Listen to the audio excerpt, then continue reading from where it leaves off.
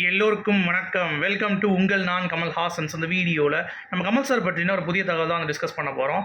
So வீடியோக்குள்ளே போகிறதுக்கு முன்னாடி நம்ம சேனலுக்கு நீங்கள் புதுசாக இருந்தீங்கன்னா கண்டிப்பாக சப்ஸ்கிரைப் பண்ணிக்கோங்க, வீடியோவை மறக்காமல் லைக் பண்ணிக்கோங்க. இப்போ நம்ம வீடியோக்குள்ளே போகலாம். ஸோ இன்றைக்கி நம்ம பார்க்க போகிற முதல் டாபிக் வந்து பார்த்தீங்கன்னா, கமல் சார் பவன் கல்யாண் அவர்களுக்கு வந்து ஒரு விஷ் பண்ணியிருக்காரு.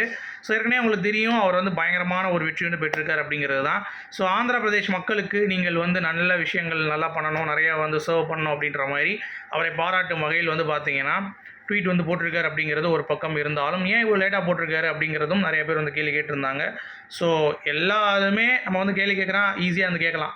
எஸ்பிபிக்கு ஏன் வந்து லேட்டாக வந்து பிறந்தநாள் சொன்னார், இந்த மாதிரி அவர் வந்து ஏகப்பட்ட வேலைகள் இருக்கார் அப்படிங்கிறது உங்கள் எல்லாத்துக்குமே தெரியும். ஸோ ஒரே நாளில் ஒரே காஸ்டியூம்லேயே வந்து துரை வைகோ அவர்களை சந்தித்தார், வரலட்சுமி சரத்குமார் அவர்கள். அதுக்கடுத்து ஒரு மீட்டிங் போச்சு மக்கள் நீதி மையத்தில், திருப்பி சினிமாவில் போய் ஏதோ ஒரு ஒர்க் பண்ணிகிட்டு இருந்தார். ஸோ இந்த மாதிரி ஏகப்பட்ட விஷயங்கள் பண்ணுறதுனால கொஞ்சம் கொஞ்சம் அவருக்கு டைம் கிடைக்கும் பொழுது வர்ற விஷயங்களை வந்து ஷேர் பண்ணுறது அப்படிங்கிறது வந்து செலிப்ரிட்டிஸ் லைஃப்பில் வந்து அது என்ன சொல்கிறது, யூஸ்வலாக நடக்கிற ஒரு விஷயம்.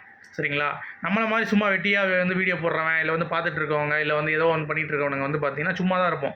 ஸோ அதனால் ஈஸியாக வந்து நம்ம வந்து அதை வந்து பண்ணிடலாம். கமல் சார் மாதிரி ஒரு ஆளுமை அப்படிங்கிறது வந்து பார்த்திங்கன்னா அதெல்லாம் வந்து கேள்வி கேட்பது அப்படிங்கிறது கொஞ்சம் தவறாகத்தான் இருக்குது அப்படிங்கிறது தான். பண்ணாமல் இருந்தால் நம்ம கேட்கலாம், பட் பண்ணிட்டாங்க அப்படிங்கிறப்ப நம்மளால் வந்து பார்த்திங்கன்னா அதை விட்டுட்டு போயிடுறது நல்லது அப்படிங்கிறது தான். அடுத்து தக் லைஃப்பில் வந்து பார்த்திங்கன்னா கேரளா, அடுத்து இன்டர்நேஷ்னல் போர்ஷன்ஸ் மட்டும்தான் பெண்டிங் இருக்கான். கிட்டத்தட்ட 80% ஷூட்டிங் வந்து முடிஞ்சிருச்சு. பாண்டிச்சேரியில் முக்கியமான ஒரு ப்ரீ கிளைமேக்ஸ் ஷூட் வந்து முடிஞ்சிருச்சு அப்படிங்கிற மாதிரி சொல்கிறாங்க. ஸோ ஷூட் வந்து ஃபினாலே, அதாவது பிக் பாஸ் ஃபினாலே மாதிரி தக் லைஃப் ஷூட் வந்து ஃபினாலே வந்து இன்டர்நேஷ்னல் லொக்கேஷன்ஸ் தான் வந்து பார்த்திங்கன்னா பிளான் பண்ணியிருக்காங்களாம். ஸோ பெல்ஜியமில் வந்து ஷூட்டிங் வந்து பண்ண போகிறாங்க அப்படின்ற ஒரு தகவல் வந்து கிடச்சிருக்கு. ஆனால் மணிரத்னம் அவர்கள் எப்பயுமே இந்தியாவில் அழகாக ஏன் வந்து எல்லாம் வெளிநாட்டுக்கு போகிறீங்கன்ற மாதிரி சொல்லிட்டு இருப்பார். பட் இவரே வந்து அந்த இடத்துக்கு போயிட்டாருங்க அப்படின்னா அங்கே ஒரு விஷயம் இருக்குது அப்படின்றாங்க. ஏற்கனவே ஃப்ளைட்ஸ் எல்லாம் பறக்க விட்டு பந்தயமாக வச்சு செஞ்சுருக்காங்க. இன்னொரு பக்கம் வந்து பார்த்திங்கன்னா இந்த இடத்துல எப்படிலாம் வந்து யூஸ் பண்ண போகிறாங்கன்னு தெரில. அன்பரிவ் மாஸ்டர்ஸோடைய பயங்கரமான ஒரு டேரிங்கான ஸ்டண்ட் வந்து இந்த படத்தில் பார்க்க முடியுன்ற மாதிரி சொல்கிறாங்க. ஸோ வெயிட் பண்ணி பார்க்கலாம். ஏன்னா இன்ட்ரோ ஷாட்டே வந்து பயங்கரமாக இருந்தது. கமல் சாரோட அந்த தக் லைஃப்பில் அவர் சண்டை போட விதம் எல்லாம் பயங்கரமாக இருந்தது. ஸோ அதை வைத்து பார்க்கும் பொழுது கண்டிப்பாக இந்த படம் வேறு லெவல் ஒரு எக்ஸ்பெக்டேஷன்ஸ் வந்து கிடப்போம் அப்படிங்கிறதுல எந்த ஒரு மாற்று கருத்தும் இல்லை. அடுத்து இந்தியன் 2 கதரல்ஸ் வேறு லெவலில் வந்து ட்ரெண்ட் ஆகிட்டு இருக்குங்க. ரெஸ்பான்ஸ் வந்து வந்து பார்த்துட்டு என்னடா இது கரில் விட்றோன்றாங்க விரல விட்றோன்றாங்க, என்னடா இது அப்படின்ற மாதிரி யோசிச்சுட்டு இருந்தவங்க எல்லாருமே இப்போ நல்லா வைபாக வராங்க. நிறைய இடங்களில் இந்த பாட்டு வந்து பார்த்திங்கன்னா பயங்கர ஹிட் ஆகிட்டு இருக்குது அப்படிங்கிறது பார்க்க முடியுது. அந்த படத்தில் பணியாயிட்டு ராகுல் பிரீத் சிங்கும் வந்து பார்த்திங்கன்னா என்னுடைய கேரக்டர் இந்த படத்தில் வந்து பயங்கரமானதாக இருக்கும், ஒரு ஹெட்ஸ் ரொம்ப கான்ஃபிடென்ட்டான ஒரு கேர்ள் நான் வந்து பண்ணியிருக்கேன் இனிமேல் அவங்க சொல்லியிருக்காங்க. சித்தார்த்தும் வந்து எனக்கும் இது ஒரு ஈக்குவலான ஒரு பொட்டன்ஷியலான ஒரு படம், பாபி சிம்மாவும் வந்து எனக்கு நல்ல ஒரு கம்பேக் கொடுக்கும் இந்த படம் அப்படின்ற மாதிரி அவரும் சொல்லியிருக்காரு. காஜல் அகர்வால் நான் இது வரைக்கும் லைஃப்பில் அந்த மாதிரி படம் பண்ணதில்லைன்றாங்க. ஸோ எல்லாருமே இந்த படத்தை பற்றி பேசும்பொழுது அவங்களுடைய கேரக்டர் அப்படிங்கிறது சங்கர் சார் வந்து ஏதோ ஒன்று குக் பண்ணியிருக்காரு. அதை 12 ஜூலை நம்ம எதுவும் வந்து பேச வேண்டாம். 12 ஜூலை வந்து பார்த்தீங்க அப்படின்னா தெரிவிக்க விட்றார் சங்கர் சார், நம்பிக்கை வைப்போம் அப்படிங்கிறது தான். ஸோ அதுக்கு மேலே நம்ம அதை பற்றி பேசுவதற்கு எதுவும் கிடையாது. ஏன்னா வட்ட விமர்சனங்கள் வந்து வந்துட்டு தான் இருக்குது. அவுடேட் ஆகிட்டார் சங்கர் சார், மியூசிக் வந்து வைபிள் இல்லை அப்படின்ற மாதிரி, படத்துக்கு எக்ஸ்பெக்டேஷன் இல்லை அப்படின்ற மாதிரி கத்திட்டு தான் இருக்கானுங்க.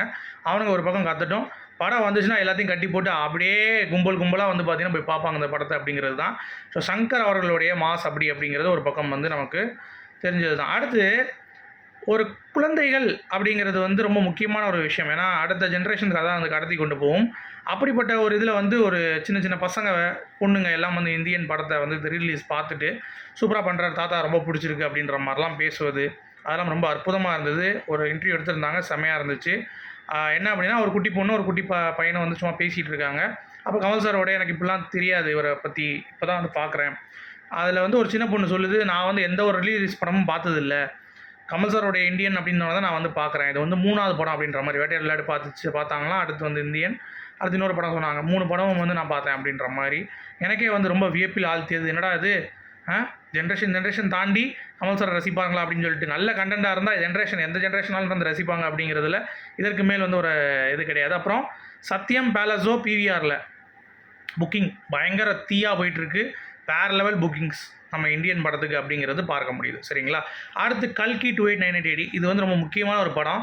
ஆனால் எதிர்பார்த்தபடி தமிழ் ஆட்கள் வந்து பார்த்திங்கன்னா இந்த படத்தை புக் பண்ணலையாம். சரியா? தமிழில் ரிலீஸ் ஆக போகுதுன்னு சொல்லி தெரியல அப்படின்றவங்க நிறைய பேர் சொல்லியிருக்காங்க. ஒருத்தர் போஸ்ட்டே வந்து போட்டிருந்தாரு, என்னப்பா இது கல்கியில் கமலஹாசன் அப்படின்னு சொல்லிட்டு ஒருத்தர் ஆளுமை இருக்காருப்பா, அவரை நீங்கள் வச்சு ப்ரொமோட் பண்ணுங்கள் தமிழில் யாருமே புக் பண்ண மாட்றாங்க, அப்படி புக் பண்ணால் இன்னும் நல்லா போகும் அப்படின்னு சொல்லிட்டு இருக்காங்களாம்.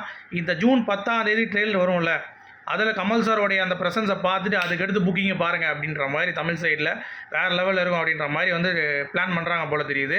ஸோ இப்போ வந்து தமிழ்ஸ்க்கு தெரியாதனால USA கன்னடா வந்து புக்கிங் ஓப்பன் ஆயிடுச்சு அப்படிங்கிறது தெரியும், தமிழ் ஆளுங்க வந்து புக் பண்ணல அப்படின்ற மாதிரி ஒரு விமர்சனம் வந்து இருக்குது அப்படின்ற மாதிரி சொல்கிறாங்க. பட் தெரியல, ஸோ வெயிட் பண்ணி பார்ப்போம். கிட்டத்தட்ட $320K புக்கிங் வந்து போயிருக்கு அப்படிங்கிற மாதிரி சொல்கிறாங்க. ஸோ வேறு லெவல். அடுத்து இந்தியன் 2 பாடல் எங்கெங்கெல்லாம் ட்ரெண்டிங் பாருங்கள். அமேசான் மியூசிக்கில் பாரா 1ஆம் நம்பர், நீலோற்பம் 4, கதறல்ஸ் 2வது இடத்துல. சரிங்களா. அடுத்து வந்து நம்ம வீடியோ ரிவ்யூ கதறல்ஸ் பாட்டுக்கு வந்து ஒரு சில பேர் வந்து பண்ணியிருக்காங்க. அதில் வந்து சித்தார்த் அவர்கள் மட்டும் தான் நல்லா ஆடிருக்காரு, மிச்சம் எல்லாரும் வந்து ஆடலை அப்படின்ற மாதிரி நெகட்டிவாக சில விஷயங்கள் வந்துச்சு. நான் என்ன சொல்கிறேன் அப்படின்னா, இந்த படத்தில் எப்படி இந்த பாட்டு வரப்போகுது, இல்லை போஸ்ட் கிரெடிட்டு அந்த படம்லாம் முடிஞ்ச பிறகு இனிமேல் வந்து தாத்தா கிட்ட வம்பழுத்தினா தாத்தா வந்து கதற விட்டுருவார் அப்படின்ற மாதிரி வந்து பார்த்தீங்கன்னா பேசுகிறாங்களா, அந்த பாடல் வந்து பாடுறாங்களாங்கிறது தெரியாது. நமக்கு எதுவுமே தெரியாமல் அந்த சப்ஜெக்டோட வந்து மூழ்காமல் சும்மா வந்துட்டு அவங்க ஒழுங்காக பண்ணலை அப்படின்னு சொல்லி நம்ம குத்தம் சொல்வது அப்படிங்கிறதெல்லாம் வந்து அப்படியே தள்ளிட்டு போயிடலாம் அப்படிங்கிறது தான் பாயிண்ட். சரியா. அதே மாதிரி யூடியூப் ட்ரெண்டிங்கில் வந்து பார்த்தீங்கன்னா இந்தியன் 2ல் நம்ம கதறல்ஸு, பாரா, நீலோற்பம் இந்த 3 சாங்குமே வந்து இருக்குது. 1 கதறல்ஸு, பாரா வந்து 3, நீலோற்பம் 4. ஜியோ சாவனில் இந்தியன் 2 இது கதறல்ஸு, பாரா, நீலோற்பம் 3 இதுவும் வந்து பார்த்திங்கன்னா பயங்கர ஹிட்டு. ஸோ இந்த மாதிரி என்னடா அது ஏகப்பட்டது ட்ரெண்டிங்கில் வந்து ஆகிட்டுருக்கு, அதுக்குள்ளேயும் இந்தியன் 2 ஆல்பம் சரியில்லை, மண் சரியில்லைன்னு இருக்காங்க. இதை பார்த்தாச்சும் நீங்கள் புரிஞ்சுக்கோங்க அனிருத்தோடைய பல்ஸ் என்ன அப்படின்னு சொல்லிட்டு. ஏஆர் ரஹ்மான் இந்த ஆல்பம் வந்து மியூசிக் பண்ணியிருந்தா கூட இந்த அளவுக்கு இருக்குமா அப்படிங்கிறது 2K கிட்ஸை கவர் பண்ணுற அளவுக்கு இருக்குமாங்கிறது தெரியல. சரிங்களா. ஸோ அதனால் வெயிட் பண்ணி பார்ப்போம். சரி, இப்போ கமல் சாரோடைய படங்கள்லாம் சும்மா ஷார்ட்டாக சொல்லுங்கள் அப்படின்னு சொல்லி பார்த்தீங்கன்னா இந்தியன் 2, இந்தியன் 3 முடிஞ்சு கம்ப்ளீட். தக் லைஃப் இன்னும் 20% பாக்கி. கல்கி டப்பிங் வரைக்கும் ஓவர், ரிலீஸுக்கு ரெடி 27 ஜூன். அப்புறம் அமரன் ரிலீஸுக்கு ready, Sivakarthikeyan Kamal sir production. Simbu சீக்கிரம் ஆரம்பிக்கிறாங்க படம் கமல் சாரோடைய ப்ரொடக்ஷனில். சரியா. அடுத்து கேஸ் 237 ப்ரீ ப்ரொடக்ஷன் ஸ்டேஜ் வந்து முடிய போகுது, கம்ப்ளீட் ஆக போகுது. எப்படி எல்லாத்தையும் சும்மா அப்டேட் பண்ணிட்டே இருக்கோமா. ஆனால் கேஸ் 233 தான் இன்னும் அப்டேட் வரல. அது வந்தவொடனே அவங்களுக்கு முதல் தடவையாக நான் வந்து பார்த்தீங்கன்னா பேசிடுறேன் அப்படிங்கிறது தான். அடுத்து கல்கியில் ஒரு வார்த்தை கமல் சார் ட்ரெய்லரில் பேசுவாராம். அந்த ட்ரெய்லர் வந்து பார்த்தீங்கன்னா அப்படியே பட்டையை கிளம்ப போகுது அப்படின்ற மாதிரி சொல்கிறாங்க. ஸோ டப்பிங் இப்போ ரீசெண்டாக போய் பண்ணியிருப்பார், உங்களுக்கு தெரியும். வாய்ஸ் ஸ்டோர் அப்படின்ற ஒரு கம்பெனியில் போய் அவர் தான் அதை இனாகரேட் பண்ணார். அதில் போய் உட்காந்து அவர் டப்பிங் பண்ணுற விதம் பயங்கரமாக இருந்து கிட்டத்தட்ட பேப்பர்ஸ்லாம் அதிகமாக படிச்சுட்டு இருந்தார். ஸோ 20 நிமிஷத்துக்கே அவ்வளோ டைலாக் இருக்கும் போல தெரியுது. நமக்கு வந்து ஒரு வேட்டை தான் அப்படிங்கிறது தான். ஸோ வெயிட் பண்ணி பார்க்கலாம். அடுத்து வந்து பார்த்தீங்கன்னா சத்யராஜ் அவர்கள் இப்போ லேட்டஸ்ட்டாக ஒரு இன்டர்வியூ கொடுத்துருந்தா அதில் வந்து கூலிங் கிளாஸ் போட்டிருப்பார். ஒரு இதில் வந்து கருப்பு, இன்னொரு இதில் வந்து தெரிஞ்சிருக்காது. அது எதுக்குன்னா ஒரு ஷார்ட்டில் நான் கழட்டும் போது கண்ணு வந்து உள்ளே ஒயிட்டாக இருக்கும் அந்த கருப்புக்கு பதிலாக. அது கமல் சார் கொடுத்த ஐடியா தான், அந்த மாதிரி பண்ணலாம் அப்படின்ற மாதிரி. ஸோ அதுதான் இப்போ விக்ரம் அளவுக்கு கூட வந்து ரீச் வந்து இருந்திருக்கு. விஜய் சேதுபதி அந்த ஓட்ட கண்ணாடி அடிச்சு விடுறது அப்படிங்கிறதுலாம் வந்து பயங்கரமாக இருக்குது அப்படிங்கிறது தான்.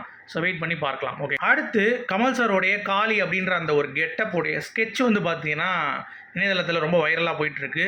அதில் என்ன அப்படின்னா அந்த இதில் ஒரு பயங்கரமான நெகட்டிவ் வைப்பு, ஒரு வில்லன் அப்படின்ற கேரக்டர் தான் கமல் சார் வந்து பண்ணுறார் அப்படிங்கிறது தான். அவர் கெஸ்ட்ரோன்னு சொன்னாலும் வில்லன் தான் வந்து கரெக்டான ஒரு விஷயம். இன்னொன்று என்னென்னா, நீங்கள் நல்லா கவனிச்சிங்கன்னா அது வந்து பாஸ்ட்லேயும் இருக்கும், ப்ரெசென்ட்லேயும் இருக்கும், ஃப்யூச்சர்லேயும் இருக்கும். ஸோ பாஸ்ட்லேருந்து அந்த இது ட்ரான்ஸ்ஃபர்மேஷன் பண்ணி பாஸ்ட்டில் நீங்கள் பாருங்கள், அந்த கெட்டப் நான் போட்டிருக்கேன், பயங்கரமாக இருக்குது அந்த உருவம். ஸோ அப்படிப்பட்ட ஒரு கேரக்டரில் நம்ம கமல் சாரோடைய ஃபேஸில் பார்க்கும் பொழுது வேறு மாதிரி இருக்கும் அப்படிங்கிறது தான். ஸோ வெயிட் பண்ணிகிட்டு இருக்கேன். ஸோ உங்களுடைய கருத்துக்கள் சொல்ல மீண்டும் சந்திப்போம். தேங்க்யூ.